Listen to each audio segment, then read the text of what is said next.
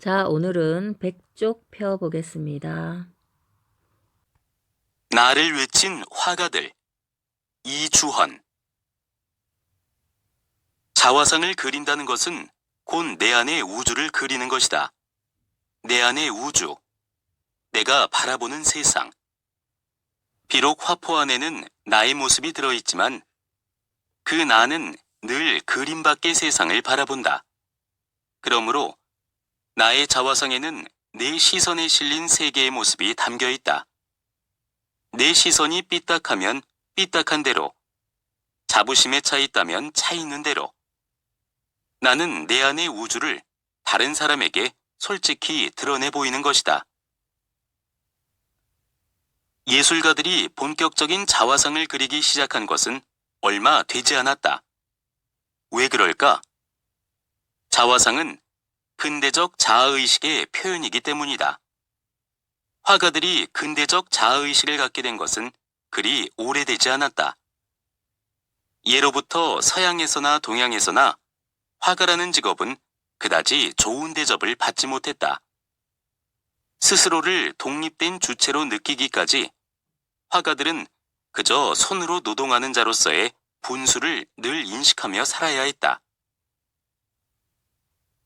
그러나 자본주의가 싹트고 예술이 직인의 기술과 분리되기 시작한 중세 말에서 르네상스에 이르는 시기에 예술가의 사회적 지위도 달라졌다. 예술가가 남다른 영감으로 충만한 존재라는 것을 세상이 인정하기 시작했을 때, 그리고 그 같은 인정을 받기 위해 예술가 스스로 투쟁에 나섰을 때, 마침내 그들의 작품 가운데서 자화상이 주요 장르의 하나로 꼽히기 시작한 것이다. 자화상. 나는 나다를 외치기 시작한 화가들. 마치 산고를 치르는 임산부와 같이 그는 자신의 모습을 화포에 싣기 위해 그 어떤 고통도 마다하지 않았다. 고우가 자화상을 그리기 시작한 것은 모델을 구하기 어려워서였다. 인물화 연습은 해야겠는데 모델에게 줄 돈이 없으니 자연히 스스로를 모델로 삼게 된 것이다.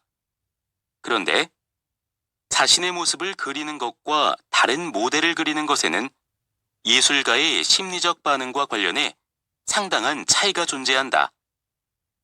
자신의 모습을 보는 순간, 무엇보다 그는 다른 모델을 그릴 때와는 달리 부지불식간에 스스로에게 질문을 던지게 된다. 너는 누구냐? 어떤 화가도 일반 모델을 향해 이런 질문을 던지지 않는다. 화가에게 모델은 모델일 뿐이다.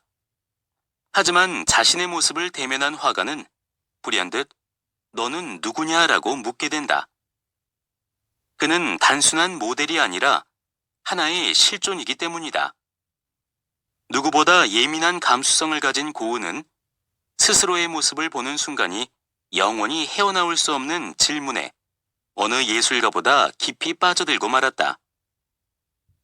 아르레 살 때 자신의 귀를 잘랐던 고흐.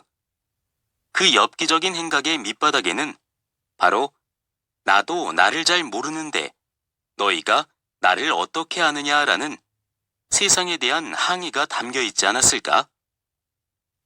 자화상을 감상하다 보면 어느새 예술가들의 지극한 순수함과 순결함에 가슴이 저며온다.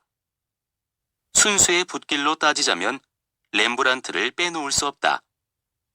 렘브란트는 평생 80여 점의 자화상을 남긴 자화상의 대가이다. 렘브란트는 젊어서 일찍 성공을 했다. 그래서 그가 27세 때 그린 황금고리 줄을 두른 자화상을 보면 패기와 자신감, 여유가 물씬 묻어나온다. 그러나 그 부와 행복은 평생 가지 못했다. 일찍 세 자녀를 내리 잃고 그 뒤에 또 아들 하나를 먼저 보냈는가 하면 부인과도 사별했다. 또 송사와 파산을 겪으면서 마침내 화구와 몇 벌의 옷만을 전 재산으로 남긴 채 쓸쓸히 생을 마감하는 신세가 됐다. 바로 이 말년에 그려진 렘브란트의 자화상이 진정으로 위대한 그의 걸작이다. 이젤 앞에서의 자화상에서 우리는 그 어떤 영예나 부의 흔적도 찾아볼 수 없다. 매우 남루하고 비천해 보이는 한 노인이 서 있을 뿐이다. 아무런 기운도 없고 희망도 없어 보이는 늙은이. 어쩌면 저렇게 불행해질 수 있을까 싶게 모든 것을 다 상실한 노인의 모습이다. 그 비참함을 렘브란트는 하나도 놓치지 않고 있는 그대로 묘사했다. 그래도 자신의 모습인데 위대한 대가로서 자신을 기억할 후세 사람들을 위해 조금 더 품위 있게 그릴 수는 없었을까? 가난함을 청빈함으로, 무기력함을 달관으로, 비천함을 겸손함으로 바꿔 그릴 수는 없었을까? 렘브란트는 그러지 않았다. 있는 그대로의 모습에서 한치의 어긋남도 없게끔 그렸다. 그래서 렘브란트의 자화상에 관해 일단의 비평가들은 너무나 무정하고 무자비한 기록이라고 말한다. 이처럼 지독한 정직성 때문에 아마도 렘브란트는 인간의 영혼을 진솔하게 그린 대가로 평가받게 되었을 것이다. 이처럼 화가들의 자화상에는 근대적 자아의식이 반영되어 있다.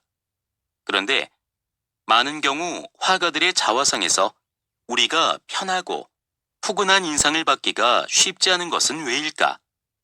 그것은 근세 이후 우리의 삶이 평탄하지 않았음을 보여주는 증거가 아닐까? 결국 이들 그림은 단순히 화가 개개인의 모습을 표현한 것이 아니라 바로 그들과 같은 시대를 살아온, 그리고 살아가고 있는 우리 모두의 자화상이 된다. 곧 화가의 자화상은 그들의 얼굴에 담긴 세상, 그들의 시선에 담긴 우주의 모습인 것이다. 자, 책 내용 잘 들었죠? 요즘은 오디오북도 있어서 우리가 책을 읽기도 하면서 또 같이 들어보기도 하는데요. 화가는 그림으로 자신을 표현하죠. 또 우리는 글쓰기를 할 때도 글로 통해서 자기를 표현하는데 글쓰기를 할 때 또는 그림을 그릴 때 가장 중요한 게 뭘까요? 그렇죠. 솔직하게 써야 된다는 거. 여기 보면 화가가 자신의 얼굴을 모델로 그림을 그리는데 가식 없이 굉장히 솔직하게 있는 그대로의 자기 모습을 그대로 담고 있죠.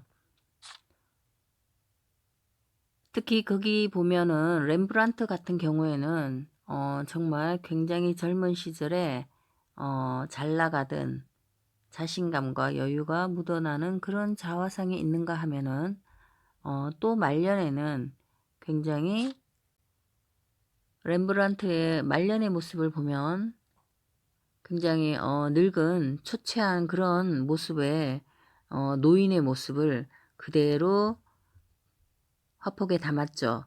그래서 너무나 무정하고 무자비한 기록이다. 굉장히 있는 그대로 정직한, 지독한 정직성, 진솔하게, 정직하고 진솔하게 자신을 가감없이 표현하고 있다. 이렇게 얘기하고 있습니다. 그래서 모름지기 예술은 정직해야 된다. 솔직하게 자기가 본 것을 그대로 표현해야 된다는 것을 우리가 여기서 배울 수 있습니다. 자, 선생님은 그런 점을 굉장히 중요한 포인트로 봤는데 각자 또 읽으면서 우리가 글이라는 것은 자기의 삶과 항상 비추어서 생각하기 때문에 자기의 생각과 느낌을 각자 가지고 있을 거예요. 내가 평소에 고민했던 거, 내가 또 평소에 생각했던 것을 글 속에서 답을 찾을 수 있을 거예요. 자, 그래서 다음 페이지 보시면 독서 일지라고 나와 있는데 책 제목과 글쓴이 이렇게 나와 있죠.